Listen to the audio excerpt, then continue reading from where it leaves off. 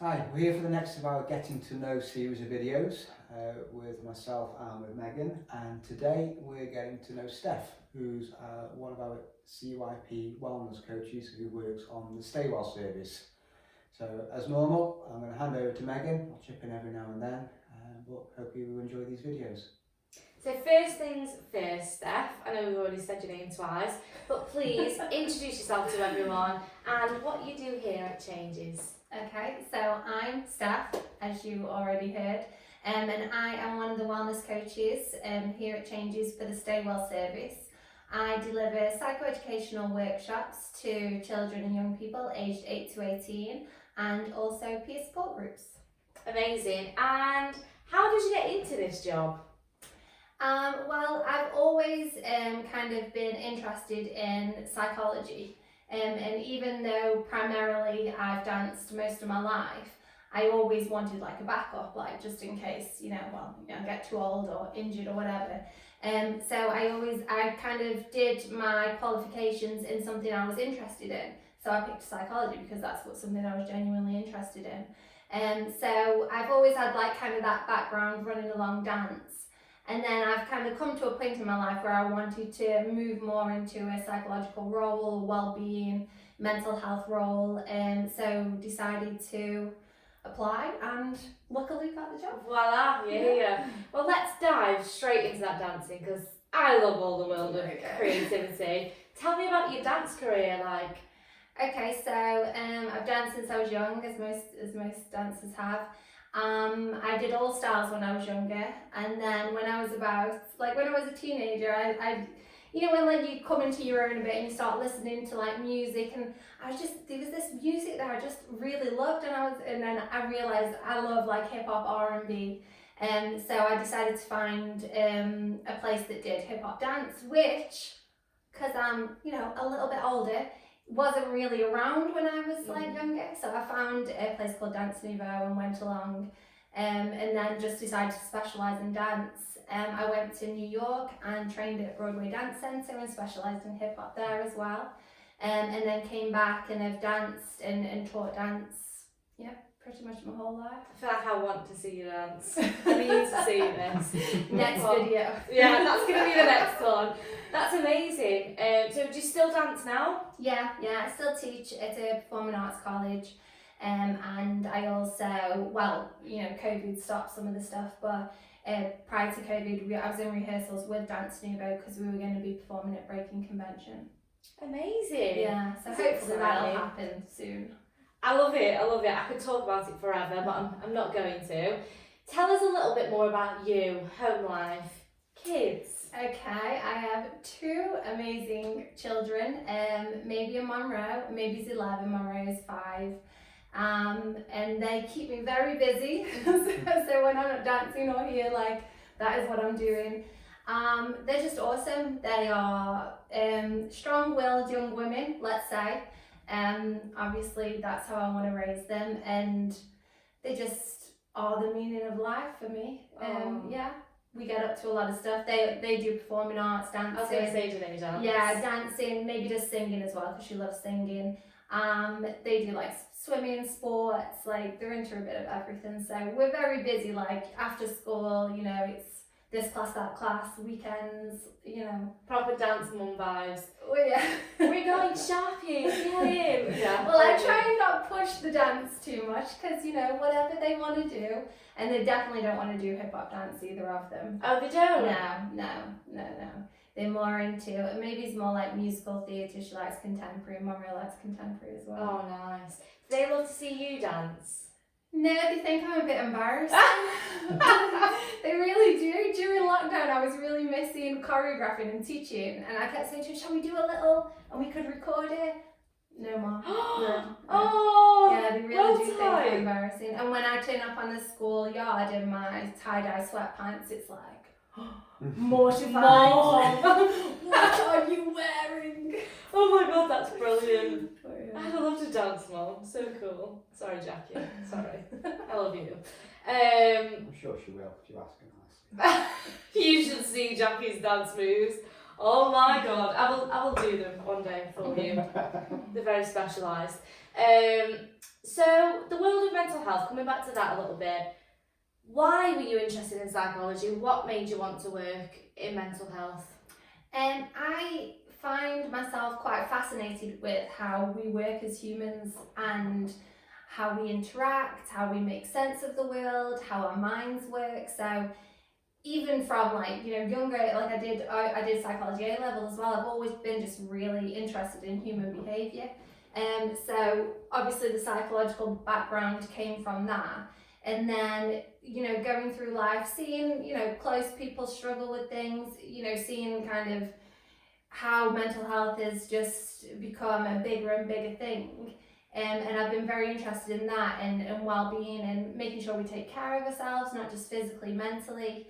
And, you know, some personal experiences as well with people close to me going through anxiety and having to deal with that. And yeah, it's just, it just really is a genuine interest of mine. And if I could make a difference to somebody's, the way they feel, their well-being, you know, the way the thought process is, then that's like ideally what I'd like to do. Yeah, and have you ever struggled with your own mental health? Do you struggle with your own mental health? I feel like I'm quite balanced, but I do keep myself well physically as well, and I think that makes a big difference. Like exercise is a massive thing to me, like that's probably one of my coping strategies, let's say. But the only time I've struggled with my mental health is after having both my children. All the moms will know, you know, you have your child and it's like, whoa, I've got to keep this little thing alive, and I've got to, and you're like sleep deprived and you don't know what day it is half the time. So yeah, that's the only time I've kind of had a dip. But luckily for me, I have a really good support network around me. I did get some help from the GP as well, just because I didn't want it to get any worse, I guess. But yeah, the two times that I would say I struggled the most. And exercise is kind of your biggest wellness tool? Yeah, dance, exercise, yoga. I like to be active, and I know that makes me feel better. And when I feel stronger within my body, like, you know, you can feel your muscles and, you know, you're feeling quite healthy. I know mentally I feel stronger as well. Yeah, I think that's the same for a lot of people, arguably. Yeah. I think physical and mental wellness is one in whole, she says, probably a Quavers for breakfast. I think a lot of people don't utilise it enough, really, no, because sure. like even perhaps going for a run, like it doesn't cost anything. You don't have to like pay a gym membership or whatever, or like there's so many things you can do to be active that are just free, and you can go and do them, and it really does, obviously it's, you know, releases those endorphins. It's just like a free and natural way to feel better, feel happier. Totally agree. Let's dive a little bit more into who Steph is. Obviously you said about training in New York, which is pretty incredible. Yeah. Is there anything else kind of wowza you've done in your life? Any places you've been that you've really loved? Obviously New York is like I always say, that's home. Like I would love to go back to New York. But the kids don't want to leave the grandparents, so we're here for a while. I love hip hop. I literally am obsessed with rap, hip hop. And when I lived in New York, my friend came to stay with me. We used to go to, you know, like in Stoke, you'll go to like your Friday night club or bar or whatever. And our like kind of Friday night hangout was a place called Santos, and it was where Q-Tip DJ'd every Friday. Q-Tip's a rapper, for anyone who doesn't know, but he's like within the hip hop world, it's Q-Tip like, and he was just the resident DJ on a Friday night, and it was like, and then Jay-Z balls in, P Diddy, Puff, whatever you want to call him, Busta Rhymes, and when you live in a place like that, it's just like the norm. But because like I guess breakdance and hip hop music kind of originated in New York. I was going to say, is there a big scene there? Yeah, massive. So yeah, even when I went to Broadway Dance Centre, like over here in Stoke or like the surrounding area, like Birmingham, whatever, like Dance Nouveau, we're pretty high up in the hip hop scale. Like we're good at what we do. And then I went to New York and I went to Broadway Dance Centre, and I was around like all these New York dancers. I was like, whoa, okay. Beginner's class for me. Like, let's start again, because the standard and everything was just so good there. So Yeah, Steph, I mean, I always say I have two identities. Obviously, I have my mom identity and then I have Steph. And me as a person, I love anything, like I've just said, anything active. I love hip hop, music, dance, you know, like the DJing, the graffiti, all that type of stuff. But then I also love reading. I read a lot of psychological books and like self-help books.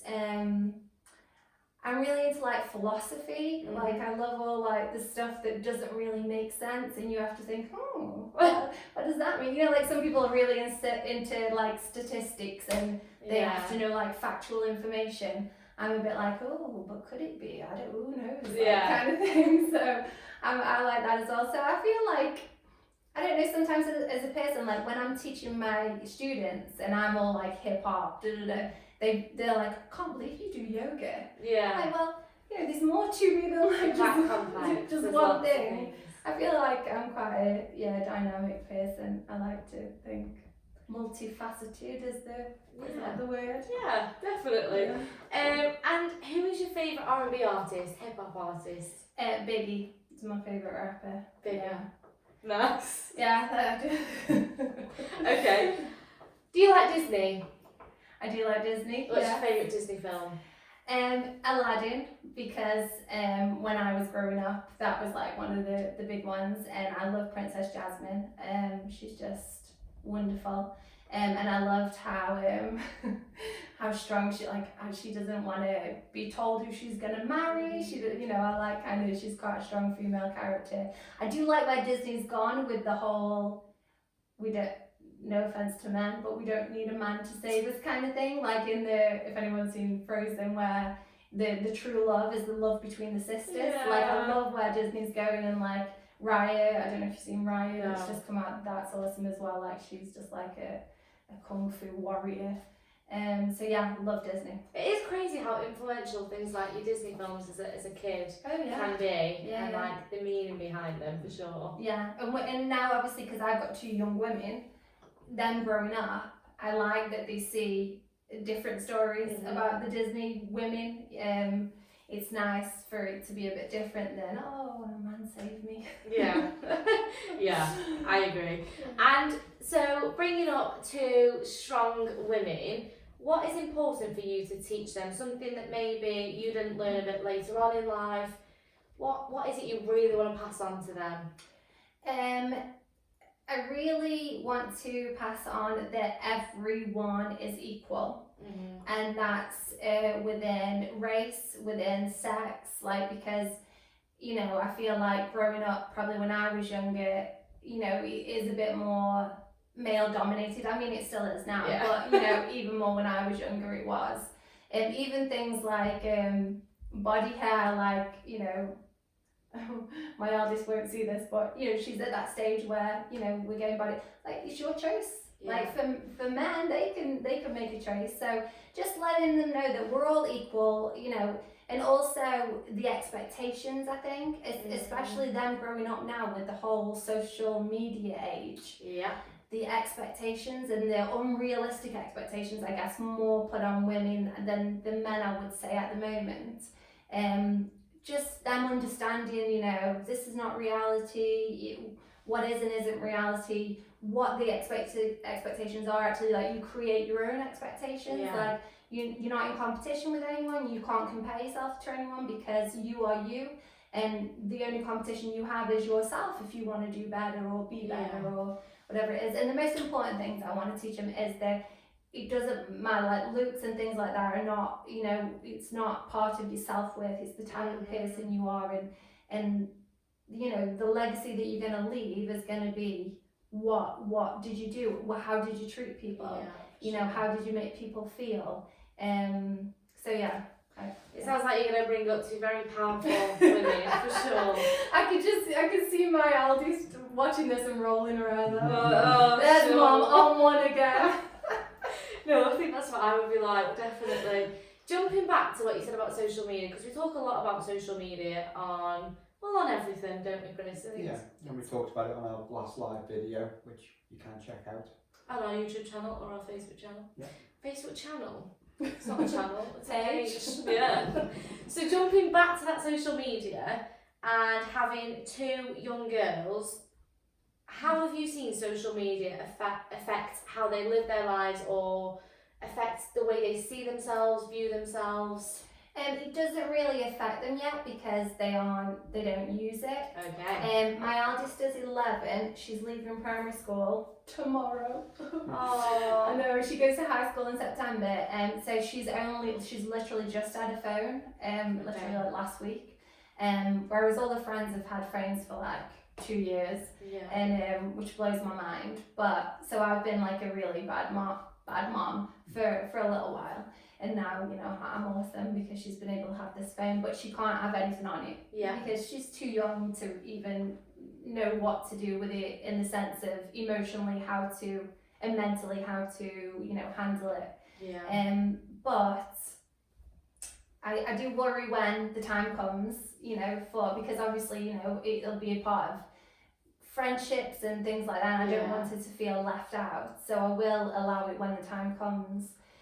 But I do see it even affect like people of my like friends. Just seeing, obviously my friends are women, so I can only speak on as a woman. But seeing other like looking at themselves differently because of what they see on there. You know, we in my friendship group we say, oh, Facebook's so shiny because it's like people's like best part of people's life. Yeah. But even like to the point of like, you know, the fillers and the fake eyelashes and the fake nails and the this and I don't go down that road because I just think I don't want my kids to kind of go down that road. Fingers crossed. But I feel like by the time they get to social media, a lot of women will look quite similar because of this kind of, you know, route we're on at the moment. Even like things like you watch Love Island and you know, it's like I do really worry, and I just keep thinking all the time, okay, how can I keep them grounded like within what I can do to make them realise that how they look is wonderful, like how they look is fine. Because even seeing women of my age or perhaps a little bit younger kind of falling into this trap, it kind of puts a lot of pressure on us other women really to kind of hold our own and be like, yeah, you know, I don't really want to go down that road. So I'm going to do as much as I can in our home life to make them feel that however they look, however their bodies are, that's awesome because that's them. But I do really worry about social media when the teenagers and how it it's might just affect everywhere, them. isn't it? It's everywhere, and I do think when I consider do I want kids in my life, sometimes I'm just like, I don't want to bring them into this. Like, I stress enough for me. I can't imagine feeling responsible for 2 other young women and the influences on them. It is quite powerful. The only thing I could think that I might say to him is, the way I see it is, I always think fill my feed with things that make me feel good or inspire me or motivate me. So like pick your reference point kind of thing, because so I love fitness, but if I follow like a 20-year-old woman who's had no kids on my Instagram, there's no point me comparing myself. That shouldn't be my reference point because there's no comparison, like, and then that might make me feel a bit crap. So I think, okay, I'll follow a woman of similar age who perhaps has had kids who does fitness because it's more relatable and we've probably got similar issues going on. And so I'd probably try to encourage them to think about following people or being friends with people that inspire them or motivate them or they can relate to, rather than anything that they scroll through like, oh, I don't look like that, oh, I haven't got that kind of thing. That's literally what we talked about in our life, isn't it? That we can use social media for good if we filter what we're following. Cleanse our feed for sure. Is there anything you want to do in your life that you've not done so far? Any big dreams? I definitely, one of my main aims career-wise is to become a registered psychologist. Okay. And my master's in sports psychology, so I would like to become a sports psychologist. What is sports psychology? It's basically around kind of mental strength and like psychological like performance. I guess it involves, like, if you listen to any of the major, even like England, like when I listen to an interview, it's like the visualization that they use, kind of, even they do yoga and meditation, just making themselves mentally strong. So like when you step up for a penalty, you know, you can visualize and you can feel calm. But I know with the sports psychology masters that I did, there was a lot about performance lifestyle as well, and balancing the two, which was really interesting. But then also about identity. So when like sports people or athletes kind of finish that career, because they usually finish at quite a young age, because like there's a shelf life on it, then transitioning into like being a normal person, I guess, or everyday life. So things around identity as well, I always found really interesting, and kind of moving from sport to whatever comes after that. So there's a lot of stuff involved in it, really. And that's interesting that's what you chose, because obviously with a dancer, there's a shelf life on a dancer. Yeah. How have you found that? Yeah, it's quite it's quite sad. I feel like I am coming to that end of the shelf life. Teaching is fine, but obviously dancing, you know, I always think, oh, you know, I'll be as fit as I can, but you know, these things like I have like lower back issues, and that is just to do with age, and I think the amount of years that I've danced and used my body in certain ways, it just comes to a point. I can still dance, but I do feel I can't dance as well as I used to be able to, I guess. So yeah, it is sad. I can't imagine me ever not dancing. Yeah. But I guess I won't do it possibly as a career my whole life. I feel like ballet dancers, like my ballet dancer in New York, she was like around 60, I'm gonna say. Like super toned still like extending a leg up there, but ballet they kind of like just walk around and like tell you what to do. Whereas with hip hop, I feel like you've got to show it. Yeah, you've got to be able to show it, and I would never want to do my students a disservice by not being able to show them what I kind of want from them. So for me, but it might just be my personal choice as a teacher. I think when I get to the point where I feel like I can't show it, you know, full out, then I'd start like rethinking. Okay, perhaps I don't do this anymore. And how old are you, Steph? Because you look so young. I'm 36. No way. Yes, I'm 36. Thanks, Meg. I am actually genuinely shocked. Yeah, well, I do have an 11-year-old, so it kind of makes sense. I had moved when I was 25. No Botox? No. Wow. No, I'm not on that vibe. I mean, I say that now. When I get like 45, I might be like, where's the Botox? Are you not vegan? No. You eat meat? Yeah. Wiles. Got some good genes. Amazing. Okay, do you listen to any podcasts? I do. I am a little bit obsessed with Shetty. Oh my god, same. Sorry, same. Literally every week when the podcast comes out, I'm on it.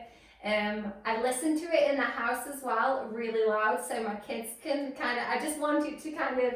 They're not listening to it. Go Yeah, so it goes in. Love Shetty. Love his book. So I always. I first saw him on social media actually, so there's one a positive thing about social media. And then saw he had a book, love reading, so book, awesome. And then saw he had a podcast, I was like, this guy. And the people that he interviews are just always so interesting, aren't they? And blow my mind. Yeah, and just come with all these different perspectives, all this different knowledge. And I like listening to things, even with TV, I like listening to things, watching things there. I've listened to it or I've watched it, and then I think, oh, that's added to me, like I've learned something, or oh, that's made me think differently or feel differently. So yeah, love Shetty. Can you think of one of your favourite podcasts he's done? Yeah, there's this woman called Dr. Shivali, and she has this book called Radical Awakening. She kills it with the whole feminism and the way we feel as women, and yeah, love her. So do you meditate? Yeah. How often do you meditate? How long have you been meditating for? I've been meditating probably since maybe was little, so it's been like, I don't know, about 8 years now. I try and meditate every day, but I only meditate for a short space of time.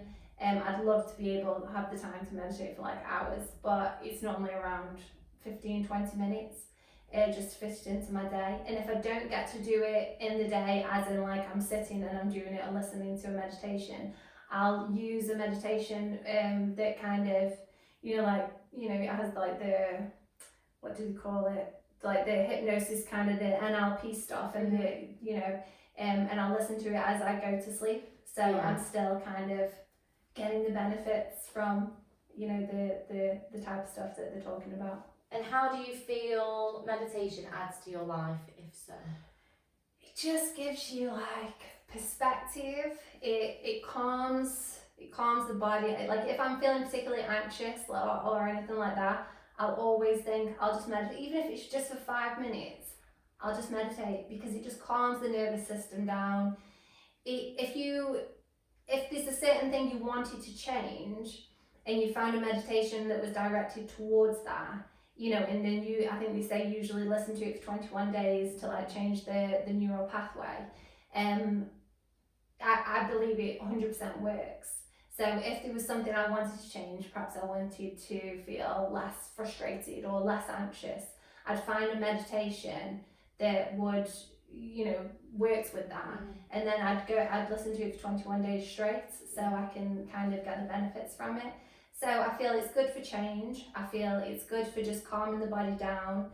It's good to gain perspective on even just your day. You might not be going through anything, but if you just did a 5-10 minute meditation in the morning, I think you go into your day differently, with a different energy, with a different vibe. And I think it helps you to be a better person, really. Yeah. Totally agree. So, what 3 items can you not live without? Oh gosh. Do my kids' classes items? Let me think. What couldn't I live without? I couldn't live without, let's say, I was going to say my phone, but let's say iPod, because I couldn't live without music. I'd have to listen to music. So something, iPod, whatever, that I could play music on. I couldn't live without trainers, because I always wear trainers, because I always think, if I gotta I might have to run. I might have to, and you don't know what's going to happen. I might have to do something active. And then I couldn't live without my Clinique face wash, because I love that face wash. Okay, gosh, I like that. I love that actually. Clinique face wash. I love Clinique. So how long have you been in the role that you've been in here at Changes? So I only started this role in March this year, so only a few months. But it's been awesome. Like, I literally love the team. I'm so sad that Jay's leaving today, like literally so sad, because he's just brilliant. But awesome that Donna's then taken over, because just the team is lovely. We all kind of are on the same vibe. We kind of want the same thing for the children and young people. That's kind of like our, they're at the forefront of our mind. Everyone's super helpful. We kind of looking out for each other. I really enjoy it. And where do you see kind of the world of mental health going, say, the next 5 years? Do you think there's a movement, a shift in how we see mental health as a society and how we are kind of helping young people? Where do you think we're going with mental health? I'd like to think that we're going in a direction to talk about mental health like we would talk about physical health. So mental health can be good, mental health can be bad, we can be up and down, just like your physical health, something could happen, doesn't necessarily mean it's your fault. If I went and broke my leg, wouldn't be my fault, I wouldn't be a bad person for asking for help. It wouldn't, I wouldn't mind telling people about it. So I would love to see, especially in my world, I feel like it's changing because I guess it takes us to make the change. Yeah. So I openly talk about it all the time. So the more and more people that do that, the change will happen.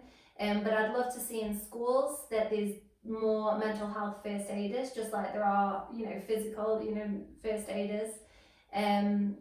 More in the curriculum about actual us as humans, the way we work, the way we think, the way, you know, our emotions and things like that. I'd love to see more of that in the curriculum for the young people. Yeah, I'd love to think that we're moving in a direction where we normalise talking about it, we normalise having, you know, sometimes going through mental health issues, and sometimes our mental health is great. I'd love us to just understand that that's okay, and, you know, we're all human, that's what will happen. And it just, you know, losing this stigma of, oh, mental health, can't talk about it, or that person must be like crazy or depressed or whatever. Because there's like kind of so many layers to it as well. It's like, oh, you've got a mental health problem, it must be really bad. Well, no, so some is just quite mild and we just need a little bit of help, and then some is a bit deeper, so we've got to, you know, source more help. So yeah, I'd love it to go in the direction of just normal to chat about it. Do you like TV, series, films? I do like TV. I don't watch a lot of like, you know, like everyone's like, oh, what should I watch next on Netflix? And I'm like, I don't even know where people find the time. But when I do find the time, and I know I'm gonna sound super like dorky here, but like I said before, I kind of want to watch something that's gonna like add to my life in a way. I do every now and then. I do get like, you know, the whole Love Island realities. It's nice to watch something that's a bit of fun. Yeah, and you don't, you know, it's been a stressful day or whatever. You don't want to think about whatever. I get that, and sometimes I do that. But as a consistent, like, I don't really watch that much TV. But if I did, it would probably be like a documentary about something to do with hip hop, or it would be something like about the universe or yoga, or just something where I can learn and grow, and or about nutrition, and I know that sounds like really boring, but it's kind of like, it doesn't to me. Do you like David Attenborough? I do. I don't watch a lot of that stuff, but I do like it when I watch it. Yeah, it's interesting. And I like my kids to watch that stuff. Yeah. Because I think if they have something to put on, is it Planet Earth? Or, they've watched that a lot of the time. And I think it's good to be interested in the world, and especially like taking care of the earth and looking after, you know, our environment and things like that. But I don't watch a lot of that stuff. A really good one is Zac Efron's Down to Earth. I don't know if you've watched that. Okay, no. If you've not watched it, watch it. It's amazing. It's like he goes around the world and sees who's doing kind of the best in certain fields for protecting and saving the world. So he like goes to Iceland for all their renewable energy, but it is fascinating. And like Italy, because they live the longest. Why do they live the longest? What diet is what diet is contributing to like a long life? It's fascinating. It's a really good one. Anyway, tangent. Is there anything about you that viewers or potential service users would not know about you? Something interesting? Actually, this might be surprising. I obviously have danced my whole life, and to be a dancer, obviously you have to perform, and you have to go on stage in front of a lot of people, and you have to, you know, interact with a lot of people. And I feel like if I, like, say I have to do something like this, I feel absolutely fine to do it, whatever. But in general life, I am quite introverted, and I like being by myself, and you know, if I have like a small friendship group, but within my friendship group, I'm probably one of the quieter ones. Says a lot about my friends. But like, I am the more chilled one, like, you know, and like my friends will like joke about me and like just say how calm I am, like I'll react like 5 seconds, like 5 minutes after something's happened. And but when people know me just as a dancer, and I'm out there performing and choreographing and teaching and talking to people, they see that side of me. But I actually love just being on my own. Like, I like to just be quite introverted and do my own thing and not tell people my business, and just keep myself to myself, really. I think a lot of creatives are introverts, for sure. Yeah. Definitely. And it does perplex people. They're like, But you stand on the stage in front of 5,000 people. Yeah, it's not the same though. No, I it's still not. don't want to come around on Friday. Still don't want to socialise. Yeah. Still need a bit of time. It is, yeah, you can definitely be a creative introvert for sure. And if someone who is struggling with their mental health is watching this video right now, what do you want to say to them? I would say source help, because that's the good thing to do, and no matter what anyone says, that's definitely the right thing to do. Don't keep it to yourself. Talk to someone, whether it just be like at first just a friend, a teacher, a parent or a carer if you can, and just let someone know how you're feeling, and then if you don't know where to go, they might be able to help you as well. I would just say don't keep it in. Tell somebody, let it out, and then find a way to kind of find solutions to how you're feeling. Yeah.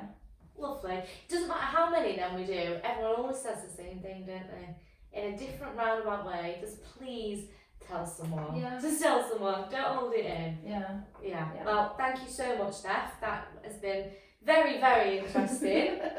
And then hand over to Kris. Thank you. So thank you to Steph and thank you for Megan, and we'll hope to see everybody again soon. Bye bye.